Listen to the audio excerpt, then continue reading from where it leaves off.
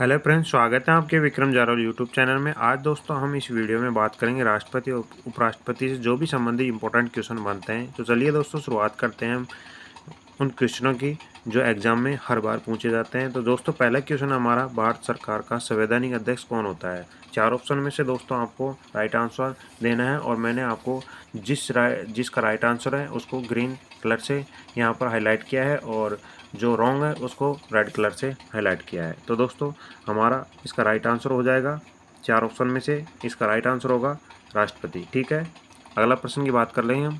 अगला प्रश्न है हमारा, उससे पहले हम इसके बारे में डिस्क्रिप्शन के बारे में बात कर लेते हैं। अनुच्छेद 53, क्या दोस्तों यहाँ पर अनुच्छेद 53 एक आर्टिकल 53 के अनुसार भारत का संवैधानिक प्रमुख भारत का राष्ट्रपति होता है? क्या दोस्तों राष्ट्रपति होता है 53 के तहत। ठीक है, और संघ की कार्यपालिका शक्ति राष्ट्रपति में निहित होती है। एग्जाम की दृष्टि से इम्पोर्टेंट है क्योंकि हाल ही में राष्ट्रपति द्रौपदी मुर्मू को नियुक्त किया गया है। एग्जाम की दृष्टि से इम्पोर्टेंट है। अगला क्वेश्चन की बात कर लेते हैं। दूसरा नंबर का प्रश्न हमारा, भारत के राष्ट्रपति के पद को भरने के लिए निर्वाचन का आयोजन निम्नलिखित में से कौन करता है? किसका राष्ट्रपति के पद को भरने के लिए? तो दोस्तों ये करेगा भारत का निर्वाचन आयोग। क्या दोस्तों? भारत का निर्वाचन आयोग। ठीक है, बात कर लेते हैं हम अगले प्रश्न की। उससे पहले हम इसके बारे में पढ़ लेते हैं। अनुच्छेद 324, क्या दोस्तों आर्टिकल 324 में निहित भारतीय निर्वाचन आयोजन की देखरेख में राष्ट्रपति, उपराष्ट्रपति, संसदीय और राज्य विधानमंडल चुनाव संपन्न करवाते हैं। ठीक है, हम कर लेते हैं अगले प्रश्न की बात। अगला प्रश्न हमारा दोस्तों, भारत, क्या दोस्तों भारत के राष्ट्रपति का निर्वाचन करने के लिए निर्वाचन मंडल में निम्न में से कौन शामिल होता है? क्या बोल रहा है? निर्वाचन मंडल में निम्न में से कौन शामिल होता है राष्ट्रपति का निर्वाचन करने के लिए? तो दोस्तों 4 ऑप्शन में से आपको एक का राइट आंसर चुनना है। हमारा इसका राइट आंसर हो जाएगा लोकसभा, राज्यसभा तथा सभी राज्यों के विधान सभाओं के निर्वाचन सदस्य। अगला प्रश्न से पहले हम उसके डिस्क्रिप्शन के बारे में बात कर लेते हैं। यहाँ पर दोस्तों आर्टिकल 54, क्या दोस्तों आर्टिकल 54 राष्ट्रपति के चुनाव की व्याख्या कराता है। क्या कराता है दोस्तों? चुनाव की व्याख्या कराता है। इसके अंतर्गत राष्ट्रपति के चुनाव में लोकसभा के चुने हुए सदस्य, क्या दोस्तों लोकसभा से जो सदस्य चुने होते हैं और राज्यसभा के चुने हुए सदस्य और राज्यों की विधानसभाओं के चुने हुए सदस्य मतदान करते हैं। क्या करते हैं दोस्तों? वोटिंग करते हैं। हमें याद रखना चाहिए कि राष्ट्रपति चुनाव में कोई भी मनोनीत सदस्य भाग नहीं लेते। इंपॉर्टेंट क्वेश्चन है, कोई भी मनोनीत सदस्य भाग नहीं लेते हैं, फिर चाहे वो लोकसभा, राज्यसभा या राज्य विधानसभाओं या विधान परिषदों के सदस्य ही क्यों ना हो। इनके अतिरिक्त 2 केंद्र शासित प्रदेश दिल्ली और पांडिचेरी विधानसभा, क्या दोस्तों दिल्ली और पांडिचेरी विधानसभा के निर्वाचन सदस्य भाग लेते हैं। दिल्ली और पांडिचेरी ये केंद्र शासित प्रदेश भाग लेते हैं। ठीक है, बात कर लेते हैं अगले प्रश्न की। चौथा नंबर का प्रश्न हमारा, भारत के राष्ट्रपति के चुनाव में, क्या भारत का जो राष्ट्रपति के चुनाव में जीतने वाले प्रत्याशी को प्राप्त करने चाहिए। तो दोस्तों इसका राइट आंसर होगा हमारा 50% से अधिक डाले गए कुल मतों का बहुमत। ठीक है, हम बात कर लेते हैं अगले प्रश्न की। अगला प्रश्न हमारा, उससे पहले हम इसके डिस्क्रिप्शन के बारे में बात कर लेते हैं। राष्ट्रपति का चुनाव अनुच्छेद 54, क्या दोस्तों 54 में और राष्ट्रपति चुनाव की प्रक्रिया अनुच्छेद 55 में वर्णित है। राष्ट्रपति का चुनाव अनुपातिक प्रतिनिधित्व पद्धति के अनुसार एकल संक्रमणीय प्रणाली द्वारा संपन्न होता है। किसके द्वारा? एकल संक्रमणीय प्रणाली के द्वारा संपन्न होता है और वो भी आर्टिकल 54 और आर्टिकल 55 के तहत होता है। इसमें किसी भी उम्मीदवार को चुने जाने के लिए 50% से अधिक और कुल मतों का बहुमत लाना अनिवार्य है। जीतने के लिए, चुनने के लिए या फिर उससे 50% अधिक कुल मतों का बहुमत लाना अनिवार्य है। बात कर लेते हैं हम 5वें नंबर प्रश्न की। 5वां नंबर हमारा, संविधान का अनुच्छेद 60 संदर्भित है। तो दोस्तों ये किससे है? राष्ट्रपति की शपथ से है, संबंधित है। आर्टिकल 60। बात कर लेते हैं अगले प्रश्न की। 6 नंबर के प्रश्न से पहले हम इसके डिटेल के बारे में बात कर लेते हैं। अनुच्छेद 60 क्या बोलता है? में राष्ट्रपति द्वारा शपथ ग्रहण का उल्लेख है। जो राष्ट्रपति शपथ ग्रहण करता है किससे? आर्टिकल 60 में, जिनके अनुसार राष्ट्रीय पद की शपथ भारत के मुख्य न्यायाधीश द्वारा। जो राष्ट्रपति को जो शपथ कौन दिलाता है? इंपोर्टेंट क्वेश्चन बनता है। द्वारा उनकी अनुपस्थिति में। अगर उनकी अनुपस्थिति किसके? मुख्य न्यायाधीश की अनुपस्थिति में उच्च न्यायालय के वरिष्ठ न्यायाधीश द्वारा दिलाई जाती है। ठीक है, इंपॉर्टेंट क्वेश्चन बनता है एग्जाम की दृष्टि से, बहुत ही इंपॉर्टेंट क्वेश्चन है। अगली बात कर लेते हैं अगले प्रश्न की। 6ठा प्रश्न हमारा, राष्ट्रपति को पद की शपथ कौन दिलाता है? क्या दोस्तों? राष्ट्रपति को पद की शपथ कौन दिलाता है? तो ये दोस्तों भारत का मुख्य न्यायाधीश दिलाता है। कौन दिलाता है? भारत के मुख्य न्यायाधीश राष्ट्रपति को शपथ दिलाता है। ठीक है, अगला प्रश्न की बात कर लेते हैं। 7 नंबर का प्रश्न हमारा, भारत के राष्ट्रपति पर महाभियोग की विधि अपनाई गई थी। क्या दोस्तों?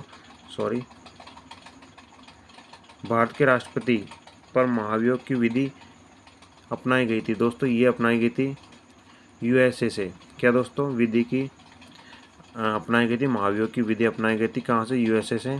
ठीक है, बात कर लेते हैं हम 8 नंबर प्रश्न की। 8 नंबर का प्रश्न बोल रहा है हमारा, भारत के राष्ट्रपति को, क्या भारत के राष्ट्रपति को उनके पद से कौन हटा सकता है? तो दोस्तों भारत के राष्ट्रपति कौन हटा सकता है? एग्जाम की दृष्टि से इंपॉर्टेंट क्वेश्चन है ये। संसद हटा सकती है इसको आप डबल स्टार लगा के याद करना, क्योंकि हर बार एग्जाम में पूछा जाता है संसद। ठीक है, बात कर लेते हैं अगले प्रश्न की। अगला प्रश्न हमारा, भारत के राष्ट्रपति के चुनाव के लिए नागरिकों को कितनी आयु पूरी कर लेनी चाहिए? क्या दोस्तों? नागरिकों को कितनी आयु पूरी कर लेनी चाहिए? ये कर लेनी चाहिए 35 वर्ष। क्या दोस्तों? 35 ईयर प्राप्त कर लेनी चाहिए, जब जाके राष्ट्रपति का चुनाव लड़ सकता है। ठीक है, हम बात कर लेते हैं अगले प्रश्न की। उससे पहले हम राष्ट्रपति के चुनाव के बारे में बात कर लेते हैं। अनुच्छेद 58 के अनुसार राष्ट्रपति चुने जाने की योग्यता के अनुसार राष्ट्रपति के पद के उम्मीदवार की आयु, यानी कि जो पद के उम्मीदवार की आयु 35 वर्ष है उससे अधिक होनी चाहिए, यानी 35 वर्ष से नीचे नहीं होनी चाहिए, उससे ऊपर होगा और चलेगा। उसे भारत का नागरिक होना चाहिए, और वह जो नागरिक राष्ट्रपति का चुनाव लड़ेगा वह भारत का नागरिक हो, लोकसभा सदस्य चुने जाने की योग्यता रखता हो या होनी चाहिए उसमें, साथ ही में पागल, दिवालिया या किसी भी लाभपद पर कार्य नहीं हो। ठीक है, एग्जाम दृष्टि से इंपोर्टेंट क्वेश्चन बन रहा है। बात कर लेते हैं दोस्तों अगले प्रश्न की। 10 नंबर का प्रश्न हमारा, राष्ट्रपति की सेवानिवृत्ति आयु क्या है? दोस्तों इसकी कोई सीमा तय नहीं की गई है। ठीक है, सेवानिवृत्त की सेवा नहीं गई है। बात करते हैं 11 नंबर से पहले उसकी डिटेल की। आर्टिकल 60, क्या दोस्तों? आर्टिकल 60 में राष्ट्रपति द्वारा शपथ ग्रहण का उल्लेख है। ठीक है, जिसके अनुसार राष्ट्रपति पद की शपथ भारत के मुख्य न्यायाधीश द्वारा उनकी उपस्थिति में उच्चतम न्यायालय के वरिष्ठ न्यायाधीश द्वारा दिलाई जाने का प्रावधान है। ठीक है, बात कर लेते हैं अगले प्रश्न की। 11 नंबर का प्रश्न हमारा, भारत में राष्ट्रपति के पद के लिए अधिकतम आयु सीमा है। तो दोस्तों अधिकतम सीमा आयु है, कोई सीमा इसके लिए निर्धारित नहीं की गई है। बात कर लेते हैं अगले प्रश्न से पहले उसके डिटेल की। राष्ट्रपति के लिए न्यूनतम आयु 35 वर्ष है। ठीक है, वर्ष निर्धारित की गई। इस पद के लिए अधिकतम आयु सीमा का निर्धारण नहीं किया गया है। ठीक है, बात कर लेते हैं 12 नंबर प्रश्न की। 12 नंबर का प्रश्न बोला है, भारत के राष्ट्रपति को प्रति माह कितना वेतन प्राप्त होता है, यानी कि प्रति महीने कितना वेतन प्राप्त होता है? इसको होता है 5 लाख। क्या होता है दोस्तों? 5 लाख प्रति माह वेतन प्राप्त होता है। 13 नंबर का क्वेश्चन है, राष्ट्रपति अपने पद से त्याग पत्र देना चाहे तो वह किसे देगा? त्याग पत्र देगा तो दोस्तों वो किसको देगा? उपराष्ट्रपति को देकर जाएगा। ठीक है, हम बात कर लेते हैं इसके अनुच्छेद 56 के अनुसार राष्ट्रपति अपना त्यागपत्र उपराष्ट्रपति को सौंपेगा। किसके? 56 के तहत राष्ट्रपति अपना त्यागपत्र उपराष्ट्रपति को सौंप कर जाएगा। ठीक है, बात कर लेते हैं 14 नंबर प्रश्न की। भारतीय संविधान के अनुसार राष्ट्रपति पद की रिक्त भरनी होगी, यानी कि जो अगर उसका पद खाली है राष्ट्रपति का तो कितने दिन में भरेगा? 6 माह के अंदर अंदर उस पद को भर देना होगा। बात कर लेते हैं 15 नंबर प्रश्न की। उससे पहले हम उसके बारे में 14 नंबर प्रश्न के बारे में पढ़ लेते हैं। अनुच्छेद 56 में राष्ट्रपति के कार्यकाल का उल्लेख है। क्या दोस्तों? अनुच्छेद 56 के तहत राष्ट्रपति का कार्यकाल का उल्लेख है, जिसके अंतर्गत वह पद धारण करने की पश्चात अपने पद को 5 वर्ष तक रह सकता है, और वह 5 वर्ष पश्चात भी तब तक अपने पद पर बना रह सकता है जब तक उस पर उत्तरदायी पद ग्रहण नहीं कर लेता। संविधान में राष्ट्रपति की सेवानिवृत्ति की आयु का उल्लेख नहीं है। कोई व्यक्ति कितनी भी बार, ये एग्जाम में 2-3 बार क्वेश्चन पूछ लिया गया है कि राष्ट्रपति कितनी बार बन सकता है। राष्ट्रपति कई बार, कितनी भी बार, यानी कि वह राष्ट्रपति बन सकता है, लेकिन राष्ट्रपति क्या दोस्तों, लेकिन राष्ट्रपति का चुनाव